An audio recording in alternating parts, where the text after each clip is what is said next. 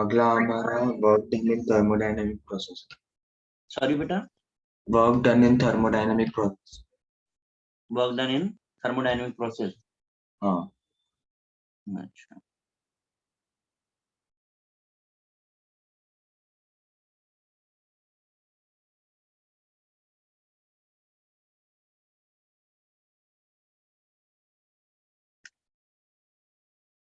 मैंने मोनोडाइएटॉमिक ट्राइएटॉमिक के लिए CP/CV का रेशियो लिखाया था। हाँ लिखा दिया था।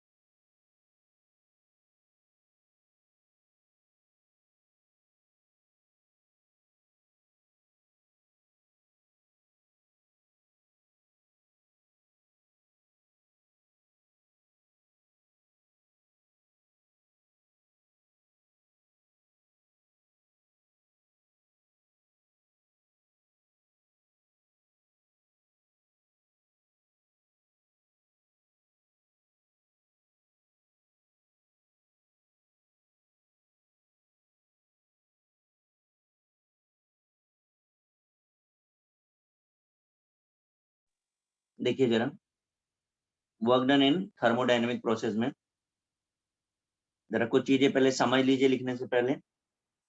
आइसोथर्मल में डेल्टा टी 0 होता है, रिमेंबर, यस सर। है ना। सेकेंडली, जो इंटरनल एनर्जी का फॉर्मूला हमारा होता है that is U equal to NCV delta T. If delta T is 0 तो इंटरनल एनर्जी कितनी हो जाएगी? 0। तो ये दो चीजें 0 हैं, पहला तो ये पार्ट, ठीक। इसके बाद अकॉर्डिंग टू फर्स्ट लॉ क्या है, delta U is equal to Q plus W होता है। और अगर आपका U 0 हो गया तो Q क्या हो जाएगा? माइनस W, या W equal to minus Q होगा, यस सर। ठीक।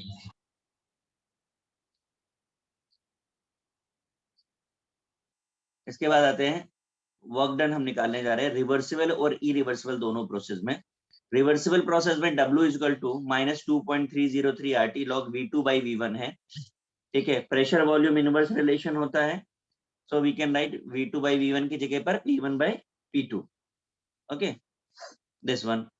अगर इरिवर्सिबल होगा तो सिंपल फॉर्मूला है P external is into delta V। अगर केस वैक्यूम का है तो आपको पता है वैक्यूम में एक्सटर्नल प्रेशर 0 होता है, तो वर्क डन भी क्या हो जाएगा? 0। Is it clear? Yes sir. फिर एडियाबेटिक प्रोसेस आता है, where delta Q is 0।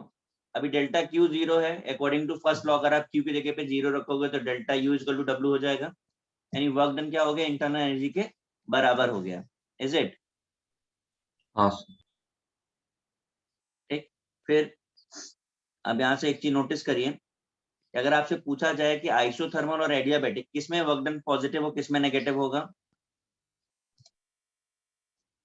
Adiabatic में पॉजिटिव है। एडियाबेटिक में पॉजिटिव और आइसोथर्मल में नेगेटिव होगा। इसके आगे मैं लिख रहा हूं, अभी से कॉपी कर लीजिए जरा इतना पहले।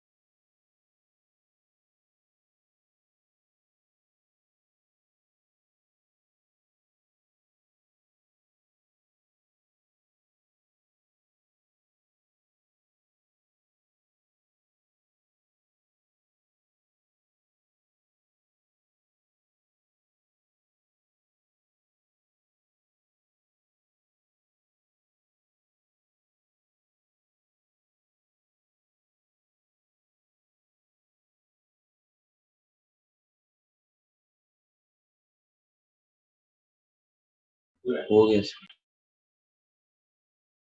सबका कॉपी हो गया? सर एक मिनट।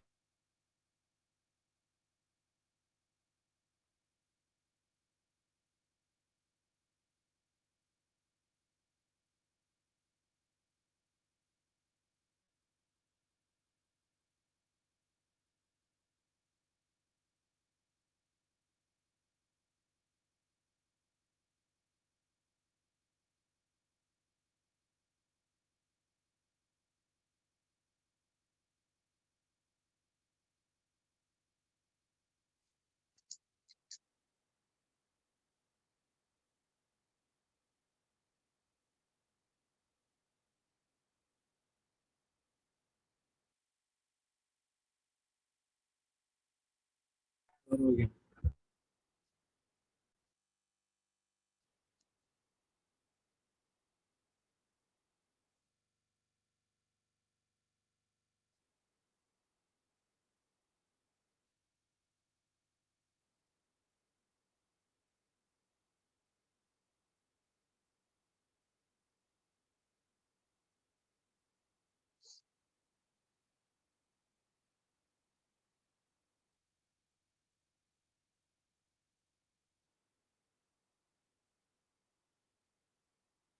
देखिए जरा, एडियाबैटिक फॉर रिवर्सिबल, अगर हमें फाइनल टेम्परेचर पता है तो आपको याद है Cp minus Cv equal to R, equation हमने प्रूव करी थी, क्यों भाई?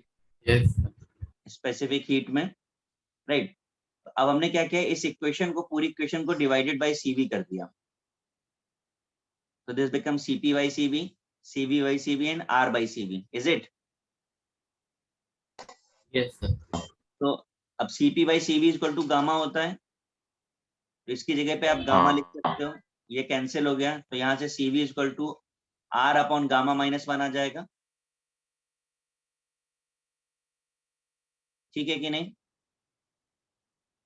और हमें पता है वर्क डन हमारा जो है वो इंटरनल एनर्जी के बराबर है, और इंटरनल एनर्जी क्या होती है? NCV T2 माइनस T1, तो हमने CV की जगह पर ये वैल्यू पुट कर दी और हमारा वर्क डन रिवर्सिबल के लिए ये आ गया, NR T2 minus T1 upon gamma minus 1। अब अच्छे से देख लीजिए, वैसे किसी डेरिवेशन की जरूरत आपको नहीं है, फॉर्मूले की जरूरत है, पर स्टेप समझ में आ रहा है कैसे आया है? हाँ सर। ठीक है। अब सेकेंड है रिवर्सिबल में, अगर हमें फाइनल टेम्परेचर नहीं पता है तो ये रिलेशन है TV equal to gamma minus 1, PV gamma equal to constant and T gamma P1 minus gamma equal to constant. इनमें से कोई एक रिलेशन आपको याद रखना है, बाकी कैसे अरेंज होते हैं वो हम आपको करना सिखा देंगे क्वेश्चंस पे। समझ आ रहा है? यस गामा क्या है? Cp by Cv। इसके बाद अगर केस इरिवर्सिबल का है तो एक्सपेंशन अगेन जीरो प्रेशर, यानी फ्री एक्सपेंशन में प्रेशर जीरो होगा तो वर्क डन भी जीरो होगा। फिर आता है एक्सपेंशन और compression against the constant pressure. अगर प्रेशर कांस्टेंट है तो ये रिलेशन है, हार्डली कभी न्यूमेरिकल उस पे मिलता है आपको, W equal to minus P external into R P1 T2 minus P2 T1 upon P1 P2। ठीक है, करिए कॉपी।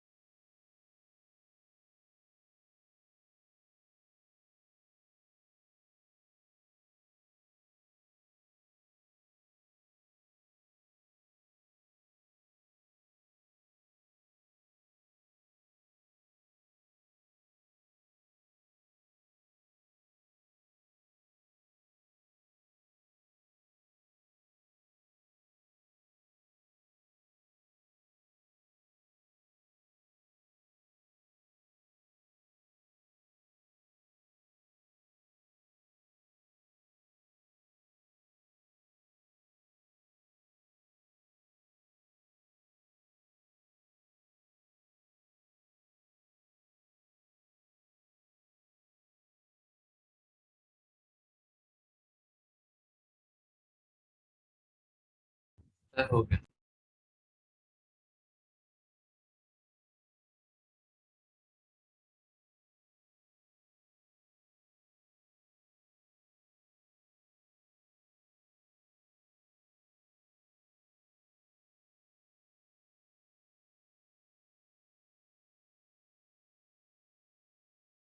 सबका हो गया? हो गया सर। ओके।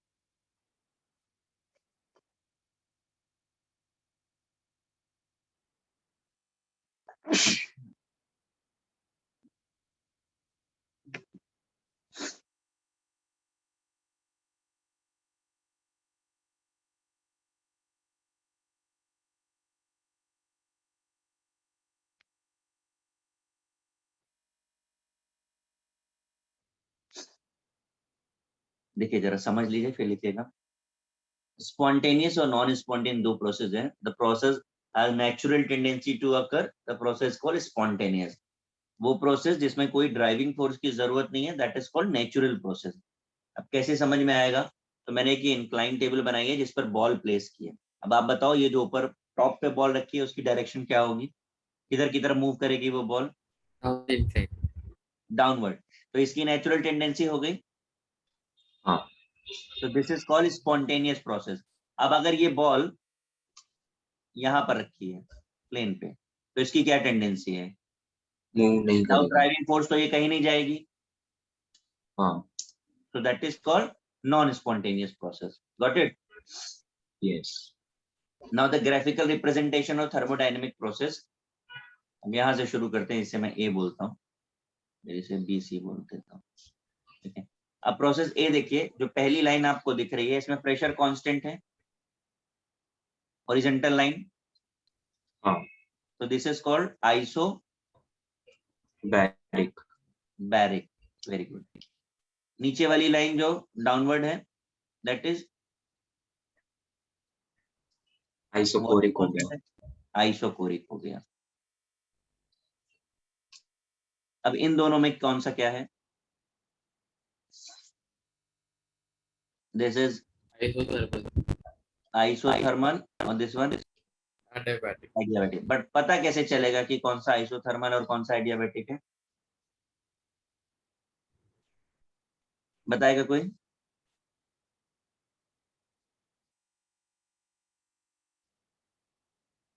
Any idea?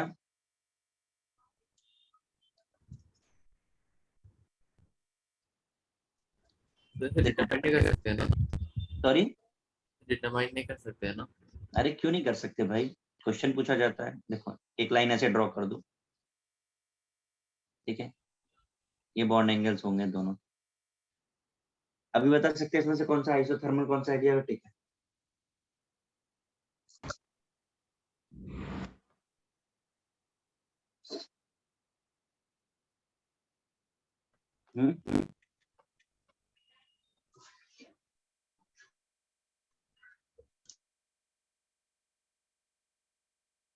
देखो जिसका ज्यादा होगा बॉन्ड एंगल वो एडियाबैटिक होगा, जिसका कम होगा वो आइसोथर्मल होगा। ठीक है। लेफ्ट पे बी पोजीशन पर आइए, दो ग्राफ बने हैं। पहले तो ये ग्राफ एक्सपेंशन का है, इसमें कोई डाउट? नहीं सर। क्यों एक्सपेंशन बोल रहे हैं? बिकॉज वॉल्यूम इंक्रीज हो रहा है। हाँ सर। ग्राफ सी कंप्रेशन का है क्योंकि वॉल्यूम नहीं, डिक्रीज हो वॉल्यूम रहा है। ठीक है। अब इसमें से एडियाबैटिक और आइसोथर्मल आइडेंटिफाई करो तो जरा। सर फर्स्ट वाला डियाबेटिक होगा, सेकंड वाला अच्छे से देख लो। हाँ सर, फर्स्ट मतलब लेफ्ट वाला बोल रहा हूँ। अरे भाई दो दो लाइन है ना, ये आइसोथर्मल है। हाँ सर, वही बोल रहा हूँ। अच्छा, ये आइडिया है। यहाँ पर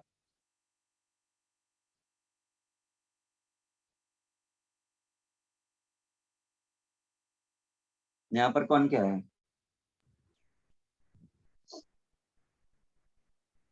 राइट वाला आइसोथर्मल है, लेफ्ट वाला आइडिया हाँ, ठीक है, करिए कॉपी।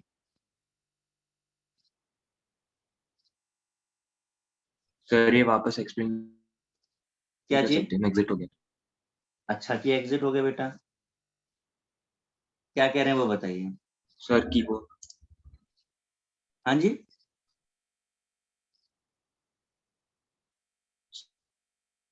आप क्या बोल रहे हैं, मुझे समझ नहीं आ रहा है आपकी बात। सर की वो एंगल के बारे में आपने बताया था, वो समझा हाँ, नहीं। मैंने कहा जिसका एंगल ज्यादा होगा। सर आपने वो एंगल के बारे में बताया था ना, वो मेरे को समझ में नहीं है। मैं ये बोल रहा हूँ जिसका एंगल ज्यादा होगा वो एडियाबेटिक होगा, सुना आपने? हाँ सर, ओके। करिए कॉपी, मैं आगे करता हूँ।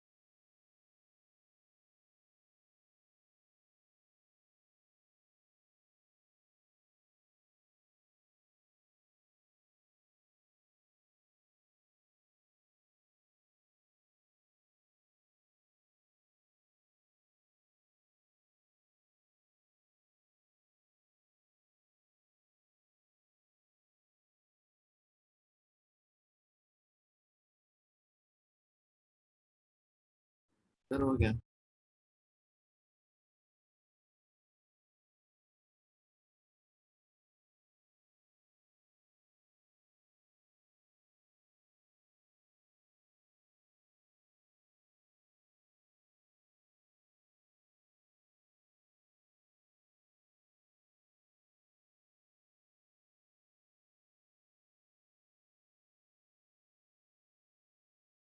हो गया।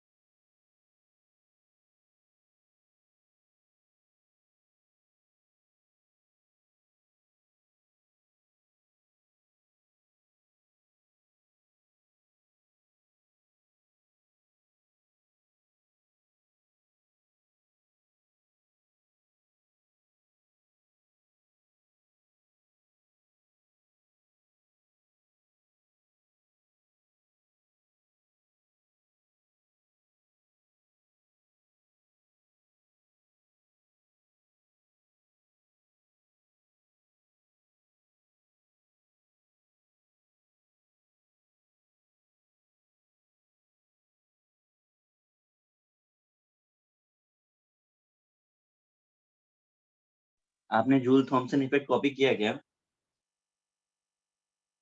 Yes sir. ठीक है, मैं एक्सप्लेन कर देता हूँ, मैंने एक्सप्लेन नहीं किया इसको।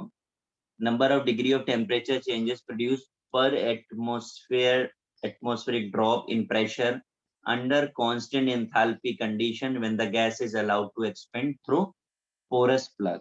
अब इतनी बड़ी बात तो याद रहेगी नहीं, इसे छोटी सी बात में कन्वर्ट कर देते हैं। आपने फ्रिज में, आपने एसी में कॉइल सिस्टम देखा है? क्यों गाइस, कॉइल सिस्टम देखा है कि नहीं? एसी में ऐसा पाइप सिस्टम होता है, इस तरीके के पाइप्स, अंदर बहुत सारे रोल ऑन होते हैं, नोटिस किया है कि नहीं किसी ने भाई? कुछ लिख रहे हो? अच्छा, 1 सेकेंड। हाँ, अभी देखो मैं कह रहा हूँ, एसी और फ्रिज में ऐसा येलो कलर से मैंने बनाया, ऐसा पाइप सिस्टम नोटिस किया है आपने फ्रिज के बैक साइड में या एसी के जो एक्सटीरियर लगता है उसमें? देखा है कि नहीं? कंडेंसर बोलते हैं जिसे। ठीक है, तो इसमें होता क्या है, इसकी वर्किंग क्या है, हम इसमें गैस को पास करते हैं और ये बहुत सारे राउंड होने के बाद एक स्मॉल पोर से बाहर निकलती है। ठीक है, that give us cooling effect, जिसकी वजह से हमें कूलिंग इफेक्ट मिलता है। तो जितनी ज्यादा कॉइलिंग होगी उतना ज्यादा उसमें क्या होगा, प्रेशर ड्रॉप होगा और टेम्परेचर रिड्यूस होता जाएगा। ठीक है, तो एसी में, फ्रिज में। इसके बाद एक और जगह पे मैं आपको बताता हूँ जहाँ पक्का आपने देखा होगा, साइकिल या गाड़ी जब पंचर हो जाती है तो जहां से हवा निकलती है उस जगह पे हाथ लगाओ तो कैसा लगता है, ठंडा की गर्म? किसी ने रियलाइज किया है? क्यों भाई? नहीं सर। नहीं कि अब कर लेना। ठीक है, उसकी नॉक को खोल के देखना आपको कैसा लगता है, ठंडा या गर्म। देखिएगा जरूर एक बार करके अगर आपको मौका मिले। और एक बलून में हवा भरिएगा और जब उसमें से हवा निकलती है तो वो आपको ठंडा इफेक्ट देती है, गर्म, ये दोनों जरूर चेक करिएगा, आपको बहुत अच्छी सी चीज आपको पता चलेगी उससे। ठीक है, तो number of degree of temperature change produce पर एटमॉस्फेरिक ड्रॉप। पर एटमॉस्फेरिक ड्रॉप में जो चेंज टेम्परेचर आता है, ठीक है, under constant enthalpy condition when the gas is allowed to expand through porous plug, जब हम ऐसा करते हैं एक्सपेंशन के टाइम पर एटमॉस्फेरिक ड्रॉप जो चेंज आता है टेम्परेचर में, that is called Joule Thomson effect. इसे कैसे कैलकुलेट करेंगे? म्यू से रिप्रेजेंट कर रहे हैं, delta T upon delta P. अगर म्यू की वैल्यू पॉजिटिव है तो कूलिंग इफेक्ट आता है, ठीक है, और म्यू की वैल्यू अगर नेगेटिव है तो हीटिंग इफेक्ट आता है। एक बार जरूर चेक करिएगा इसको। ठीक है, हर गैस के लिए एक डेफिनेट वैल्यू होती है और एक कंडीशन पे वो अपने साइन को चेंज करती है, यानी पॉजिटिव टू नेगेटिव या नेगेटिव टू पॉजिटिव। जहां पे ये कन्वर्जन हो रहा है जिस टेम्परेचर पे, that temperature is called inversion temperature, TI। ठीक है, हाइड्रोजन का इन्वर्जन टेम्परेचर -80 डिग्री सेल्सियस होता है। अब देख पा रहे हो वैल्यू? तो अगर इसे रूम टेम्परेचर पे एक्सपेंड करेंगे तो हमको कौन सा इफेक्ट मिलेगा? समझ में आ रहा है? नेगेटिव होता है तो हीटिंग होती है ना, दिख रहा है कि नहीं आपको? हाँ दिख रहा है। ठीक है। इन्वर्जन टेम्परेचर, अच्छा ये सब हमें कैलकुलेट नहीं करना है, बस कंसेप्ट याद रखना होता है। Inversion temperature we can calculate by using this formula 2a upon RB। A और बी ये आपके वेंडरवॉल कांस्टेंट हैं जो हमने प्रीवियस चैप्टर में पढ़े थे। ठीक है, कर लीजिए कॉपी इसको आप। इसके आगे वाला मैं बताता हूँ, अब जितना दिखे आपको कॉपी करिए, मैं लिख रहा हूँ आगे। ठीक।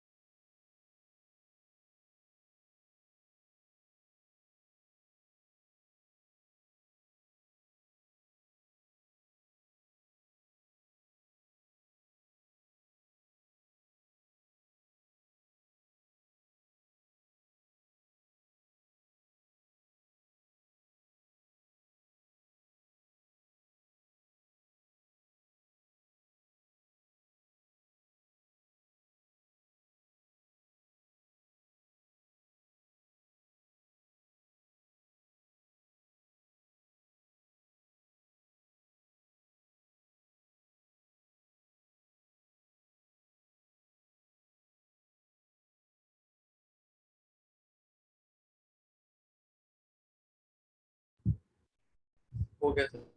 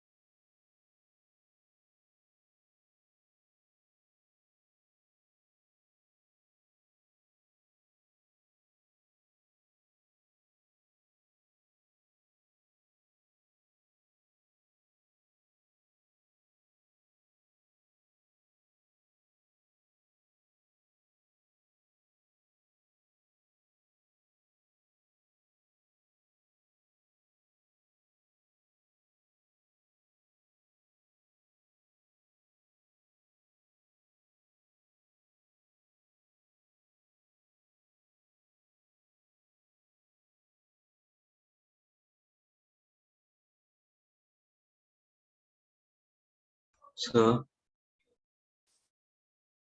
हाँ जी, हाँ सर शायद से मुझे लगता है कि जब साइकिल के इसमें होल हुआ तो कूलर आएगा। हाँ जी, बिल्कुल सही है। और बलून से? सो बलून से भी कूलर ही आना चाहिए ना? करके देखा है कभी? करके जरूर देखना भी इसको तुम। अच्छा ओके।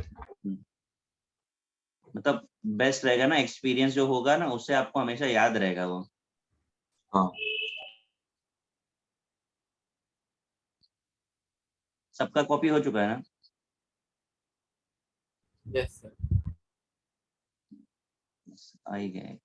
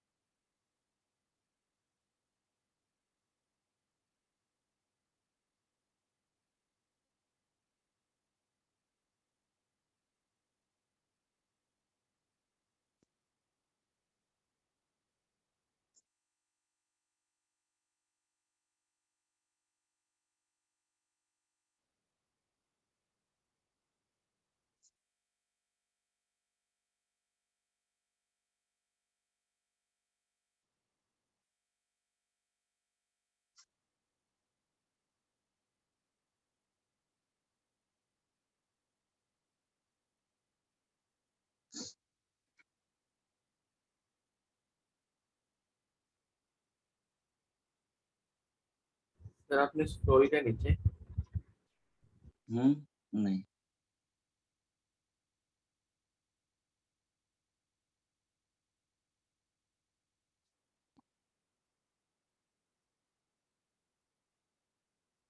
देखिए जरा, एंट्रोपी क्या होती है? तो it's a unit of randomness और disturbance of a molecule in a system.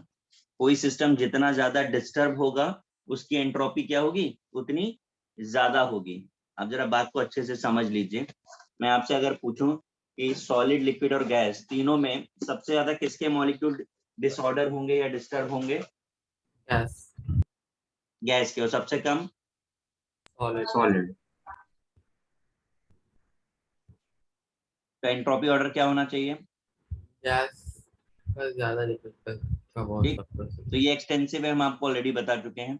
Cyclic process के लिए एंट्रोपी 0 होती है। ठीक। Entropy equal to delta Q by T होता है, यानी पर डिग्री टेम्परेचर जो वेरिएशन आता है एनर्जी में, दैट इज कॉल्ड एंट्रोपी। अगर आपसे पूछा जाए यूनिवर्स की एंट्रोपी क्या हो रही है, बताइए। सर रिपीट कर सकते हैं? यूनिवर्स की एंट्रोपी क्या हो रही है? इंक्रीज हो रही है, डिक्रीज हो रही फंक्शन। इंक्रीज होगी ना, लाइक हर एक जगह पे है रैंडमनेस। है? बिल्कुल सही। याद रखिएगा, यूनिवर्स की एंट्रोपी जो है वो इंक्रीज हो रही है। फिर एंट्रोपी, अगर आपको टोटल एंट्रोपी चाहिए तो सिस्टम प्लस सराउंडिंग करके आप निकाल सकते हो। इसके बाद सेकेंड लॉ ऑफ थर्मोडायनेमिक्स लिखा है मैंने। It is impossible to construct a machine that is able to convey heat by a cyclic process from a colder to hotter body unless work is done on the system. In short, हम ये कह रहे हैं कि without efforts डाले आप temperature transfer नहीं कर सकते साइक्लिक प्रोसेस में from colder to hotter body. समझ आ रही है बात? इस चीज को और थोड़ा क्लियर करते हैं अगले स्टेटमेंट में, वो थोड़ा इजी पड़ेगा आपको। It is not possible to convert heat into work without compensation. मतलब विदाउट एफर्ट्स के आप हीट को वर्क में कन्वर्ट नहीं कर सकते हैं। Got it? या फिर और इजी स्टेटमेंट ये है, it is impossible to construct a heat engine of 100% thermal efficiency. यानी हम कभी भी 100% एफिशिएंट सिस्टम नहीं बना सकते एनर्जी कन्वर्जन का। ठीक है? ओके हाँ सर। करिए कॉपी।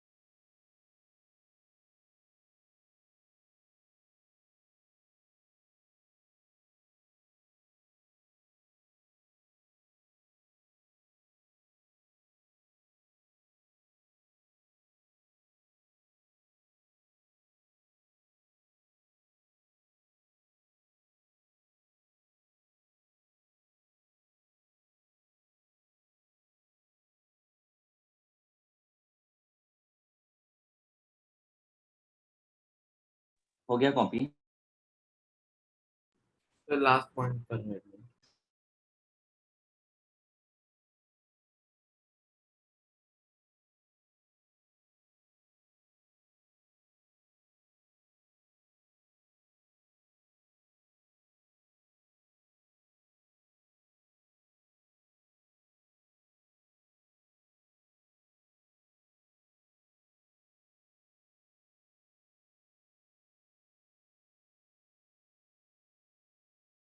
हो गया सर। सबका हो गया?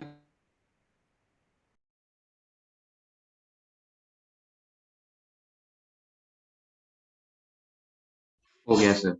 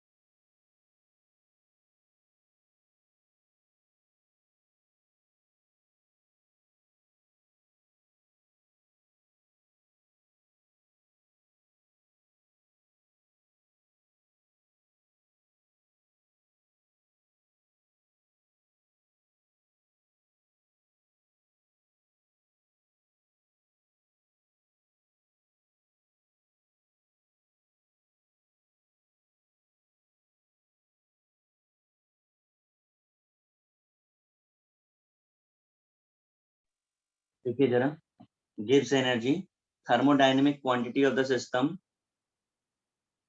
द डिक्रीज इन, ये बात जरा यहाँ से रखिए, decrease in whose value during a process is equal to useful work done. मतलब हम ये कह रहे हैं कि जितना ज्यादा डिक्रीज होगा उतना ज्यादा यूजफुल वर्क होगा। ये बात समझ आ रही है? हाँ सर। इसका मतलब इसका वैल्यू नेगेटिव होना हमारे फेवर में होगा। हाँ, वर्क डन होगा। हाँ, तो यहाँ देखो लिखा है मैंने राइट साइड में ब्राउन से, डेल्टा जी अगर नेगेटिव होगा तो प्रोसेस कैसा होगा, स्पॉन्टेनियस हो जाएगा, अपने आप हो जाएगा। अगर पॉजिटिव हुआ तो नॉन स्पॉन्टेनियस, अगर जीरो हुआ तो वो इक्विलिब्रियम पे है। अच्छा, इस चीज को एक्सप्लेन करने के लिए गिब्स हेल्महोल्ट्ज इक्वेशन दी है, जो रिलेशन आपको बताता है एंथैल्पी के साथ, delta G is equal to delta H minus T delta S.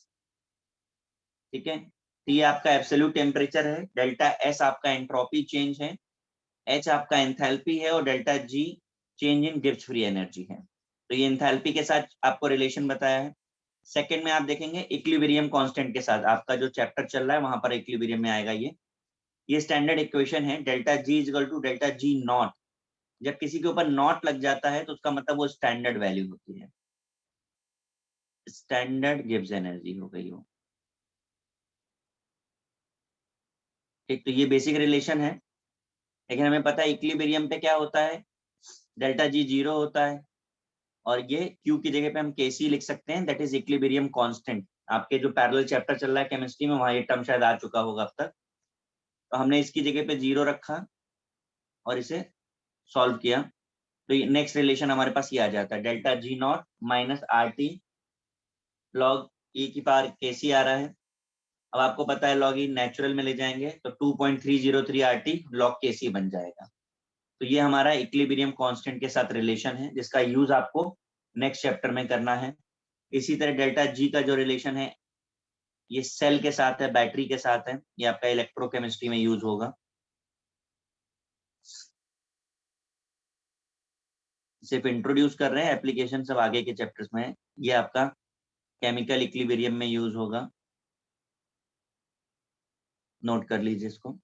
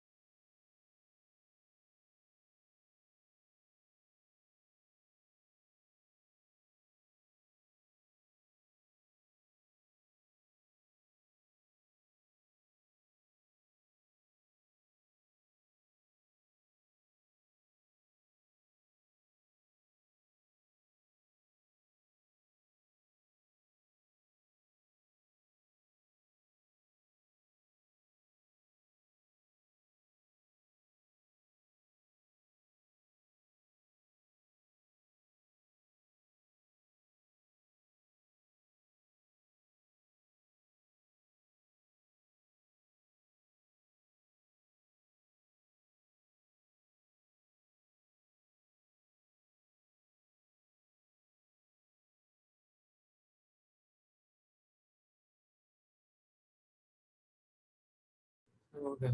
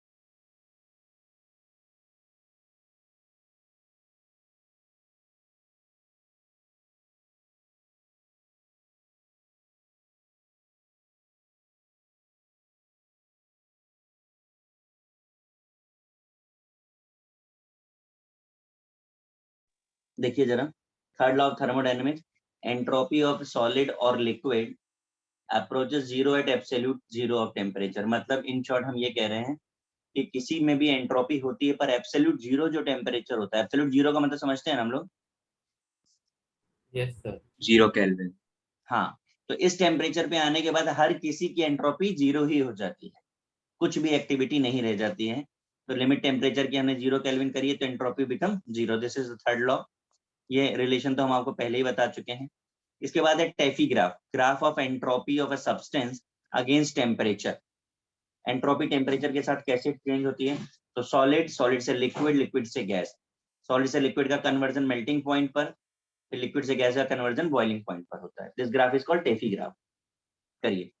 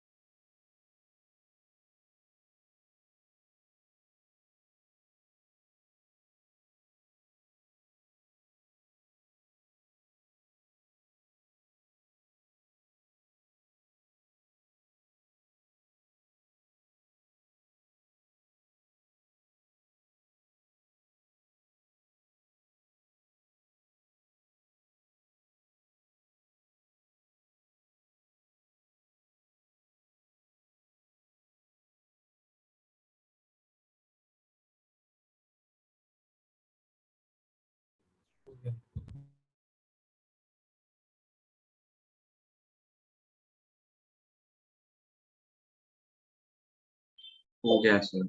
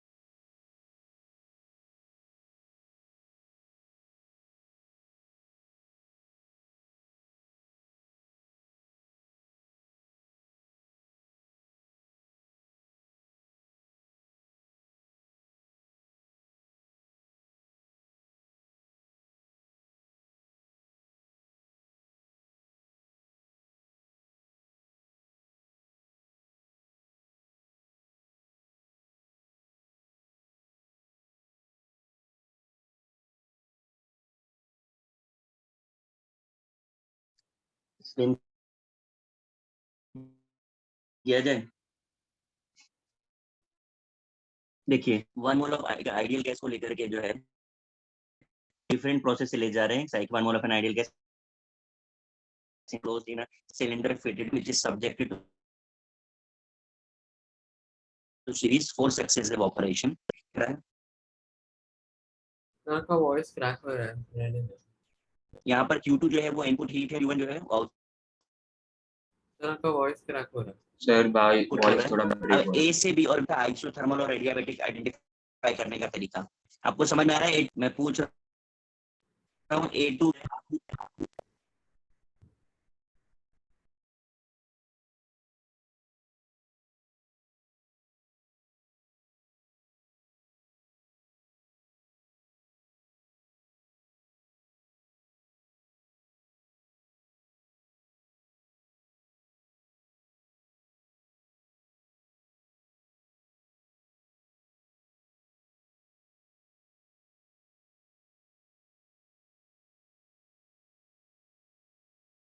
guys am I audible?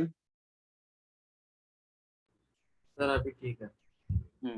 ठीक है।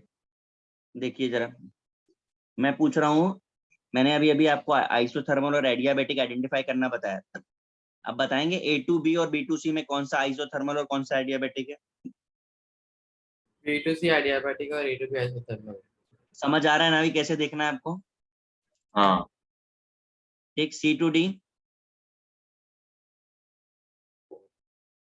और ये D2A। इसके अलावा एक्सपेंशन और कंप्रेशन समझ में आ रहा है? जहां पर वॉल्यूम बढ़ रहा है वो एक्सपेंशन और जहां पर वॉल्यूम कम हो रहा है वो कंप्रेशन। हाँ सर। क्लियर है ये? Yes sir. ठीक, तो ये 4 हमारे प्रोसेस हैं जिनसे हो करके एक साइक्लिक प्रोसेस हो रहा है। इसमें हमें एफिशिएंसी निकालनी होती है। तो एफिशिएंसी क्या होती है? Work done upon output heat, input heat, मतलब कितना कन्वर्ट हुआ अपॉन कितना हमने इंट्रोड्यूस किया था। तो W अपॉन Q2 होता है। राइट, तो मैंने डायरेक्ट फॉर्मूला अगेन लिखा हुआ है, जरूरत नहीं है बाकी किसी की। तो that is equal to 1 minus T2 by T1 is equal to 1 minus Q2 by Q1। ये आपका एफिशिएंसी है। ये जो फॉर्मूला लिखा हुआ है इसमें कुछ नया नहीं है। एफिशिएंसी निकालने के लिए आप क्या बोलते हैं? चेंज अपॉन इनिशियल बोलते हो। किसी चीज की एफिशिएंसी कैसे निकालते हैं? हाँ सर, चेंज अपॉन इनिशियल तो इनटू 100। हाँ, अब चेंज कितने का हुआ? तो T2 minus T1 upon initial.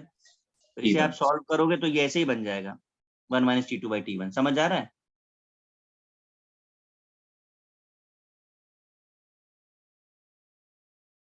तो कॉपी हो जाए तो अभी तक हमने जो भी पढ़ा है अब उसके एप्लीकेशन पर हमें आना है। कॉपी करके बताइए मुझे।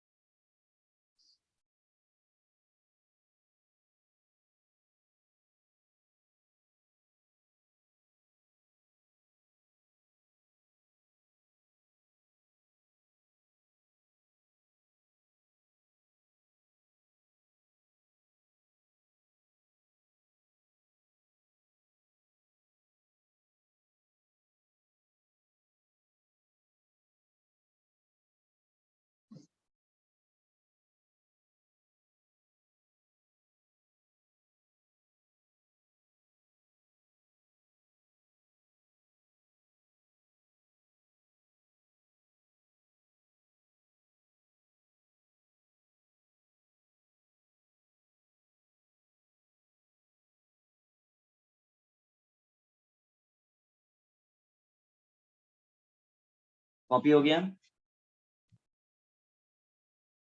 Yes sir. ठीक है। हो गया सर।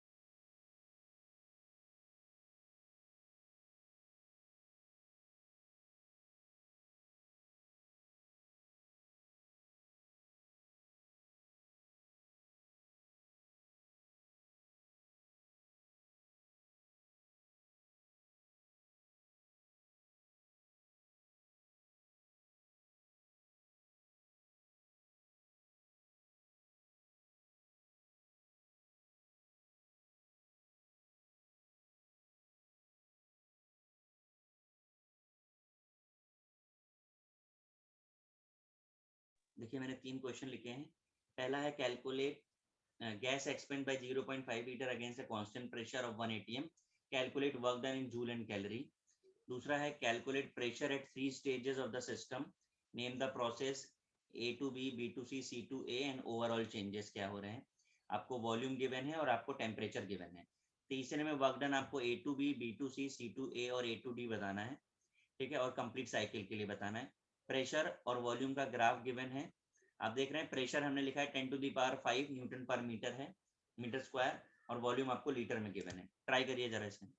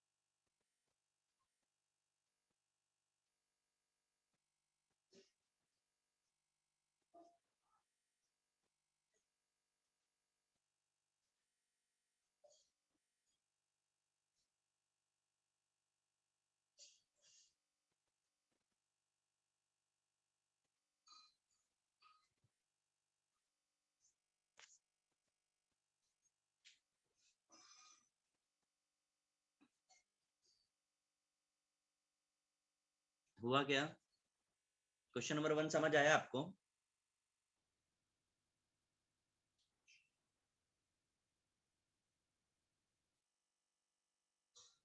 सुन पा रहे हैं आप? क्यों भाई? हाँ सर। पहला क्वेश्चन एक्सपैंड कर रहा है, तो एक्सपेंशन में वर्क डन पॉजिटिव आता है कि नेगेटिव आता है? नेगेटिव ना? Negative. Negative P into delta V formula होता है हमारे पास। प्रेशर हमको कितना बोल रहे हैं? 1 atm। वॉल्यूम हमें बोल रहे हैं 0.5 विद नेगेटिव साइन, और हमको चाहिए जूल में, तो हम इसमें 101.3 का कर दो मल्टीप्लाई। ये हो गया आपका क्वेश्चन। तो कितना हो जाएगा? -50.66 जूल। अब इसे आपको कैलोरी में बदलना है, तो मल्टीप्लाई कर दो कितने का? 4.1। 0.2। समझ आ गया? सेकेंड क्वेश्चन में क्या किया हमने? प्रेशर आपको 3 स्टेजेस पे बताना है। पहला पार्ट तो ये है, बी और सी। तो ए पे प्रेशर कैसे बताएंगे? ए पे आपको क्या क्या पता है? वॉल्यूम और टेम्परेचर पता है, तो पीवी इक्वल टू एनआरटी लगा सकते हैं क्या? सर एन क्या है? 1 मोल लेना होगा क्या? गिवन नहीं था, 1 मोल लेना है। ओके सर, तो हो जाएगा। हाँ, एनआरटी। तो पी इक्वल टू क्या हो गया? 1 इंटू आर की वैल्यू कितनी ले रहे हैं? 0.08।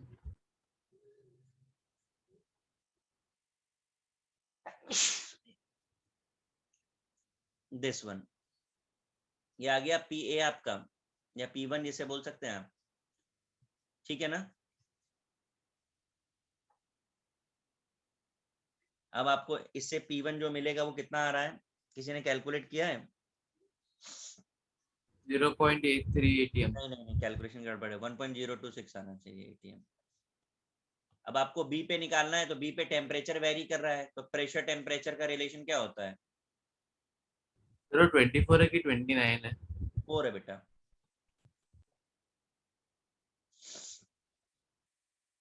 हम ये रिलेशन लगा सकते हैं, बी पॉइंट पे टेम्परेचर चेंज हो रहा है, तो P A T A equal to P B T B. तो पी ए आपको पता है 1.026, सर वो टेम्परेचर है P Y P A by T A होगा ना? क्या चीज? P A by T A होगा ना? हाँ सॉरी, लिखना ऐसे ही था, लिख कैसे दिया मैंने? 1 सेकेंड, मैं जरा सेट करता हूँ। क्रॉस मल्टीप्लिकेशन लिखना था मुझे। तो P A T B is equal to P B T, अभी ठीक है ना? Yes sir. हाँ, तो पी ए आपको पता है 1.026, और टी बी आपको पता है कितना है? 600। करेक्ट है। अपॉन टी ए कितना है? 300। तो आपको यहाँ से क्या मिल जाएगा? पी बी मिल जाएगा। सही है। हाँ सर। अब इसी तरह सी पॉइंट पे निकालना है, तो सी पॉइंट पे क्या हो रहा है? वॉल्यूम चेंज हो रहा है, तो क्या लगा सकते हैं? P A C A is equal to, sorry, P A T A equal to P C V C कर सकते हैं। Yes sir. सर हाँ जी। सर हम ये लॉजिक भी लगा सकते हैं ना कि बी टू सी में प्रेशर सेम है। हाँ, सर तो वही हो गया ना सी में भी, पी बी। बात देखो भैया, आप जैसे चाहे वैसे कर लो। मुझे लगता है ये करने से कैलकुलेशन सिंप्लीफाई हो रहा है, इसलिए मैं इसे प्रेफर कर रहा हूँ। ओके। आप जैसे चाहे कर लो। अब देखो, मुझे लग रहा है कि सबसे इजी कैलकुलेशन हो रहा है, क्योंकि 2 टाइम्स 3 टाइम्स इस तरीके से कन्वर्जन समझ आ रहा है हमको। ये हो गया। पीसी तुम्हें निकालना है, बीसी तुमको 12 पता है। देखो 2 टाइम्स या हाफ टाइम ऐसा आ रहा है। इसके बाद प्रोसेस को नाम देना है। तो ए टू बी कैसा है process? Isochoric. Isochoric, correct. Volume same है। बी टू सी क्या है? आइसोबारिक। बी टू सी हाँ सर, आइसोबैरिक। क्यों? सर वो वी और दोनों सी का ठीक है। रेशियो सेम है ना? Sir P is equal to N R T by V, तो टी बाई वी सेम है ना उस केस में? ठीक, आइसोबैरिक। And C2A, isothermal. तो थर्मल। करेक्ट। समझ आया सबको? Yes sir. इसके बाद थर्ड वाले पर आ जाओ।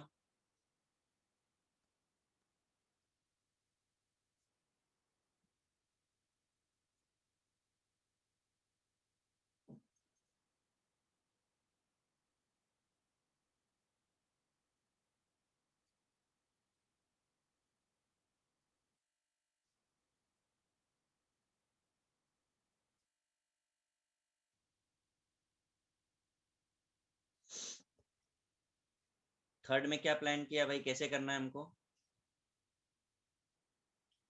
ए टू बी क्या हो जाएगा?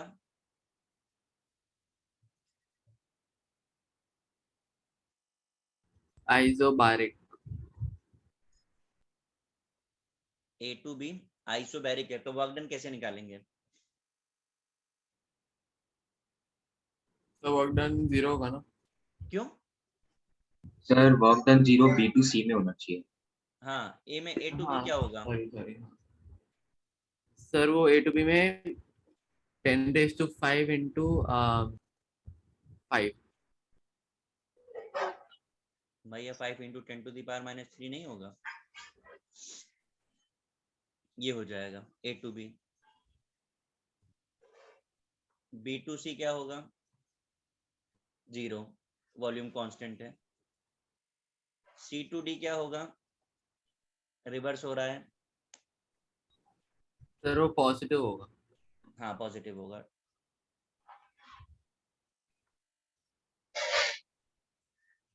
और डी टू ए क्या होगा? 0, ठीक है ना? सर आपने वॉल्यूम लीटर में ही दिया ना, तो उसको क्यों कन्वर्ट कर? क्या चीज? बेटा आप न्यूटन मीटर में दिया है ना, तो हमको मीटर में मीटर क्यूब में लाना पड़ेगा ना उसको। ओके।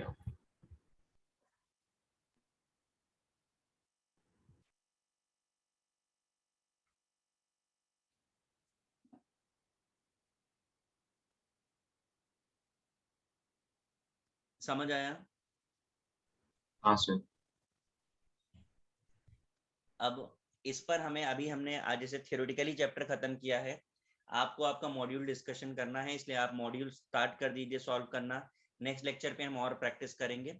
अभी हमने केवल फर्स्ट पार्ट यानी फर्स्ट लॉ की प्रैक्टिस करी है, सॉरी फर्स्ट लॉ की भी नहीं करी है, जनरल पार्ट की करी है। अगले लेक्चर में हम फर्स्ट लॉ की प्रैक्टिस करेंगे, फिर आगे धीरे धीरे करके बढ़ेंगे। समझ आ रहा है? Yes sir. ठीक है, तो आपका जो काम है वो आपको मॉड्यूल सॉल्व करना स्टार्ट कर देना है। अब हो पाएगा? ठीक है हाँ सर। कौन सा पार्ट? फाउंडेशन बिल्डर ना? जितना आपने पढ़ लिया है। ओके सर, तो फाउंडेशन बिल्डर से करना है कि कहाँ से करना है? Foundation builder. Okay sir. ठीक है। Yes sir. ठीक है गाइस, चलिए, okay, bye bye. Thank you sir. Thank you sir.